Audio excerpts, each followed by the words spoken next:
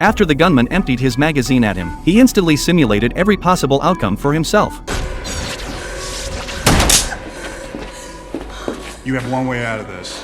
Cage has the ability to see 2 minutes into the future. A terrorist group secretly smuggled a nuclear warhead into the US and hid it somewhere within the country. To find its location, the FBI locked Cage in a sealed room against his will and forced his eyes open with a mechanical device, just so he could watch the news and predict where the nuke had been planted. But Cage wasn't unwilling to help. He could only see 2 minutes into the future, and only events directly related to him. Faced with this situation, Cage tried to push his ability to the limit, to glimpse further into the future. He unexpectedly saw a news broadcast of his beloved girlfriend, covered in explosives and captured by the terrorists. The location was a parking garage, and the time 6 p.m. Just as the bomb squad approached to save her, the bomb exploded, snapping back from the vision. Cage fought to stay calm. At 6 p.m. today, his girlfriend Lilith would be blown to pieces. That was a future he could never accept, so he agreed to work with the police. He and Callie arrived at the parking garage from the vision, and used his precognition to trace the threat. Eventually he saw the terrorists' license plate. The police used the plate to track down their base, and located the terrorists' hideout in advance. They caught the terrorists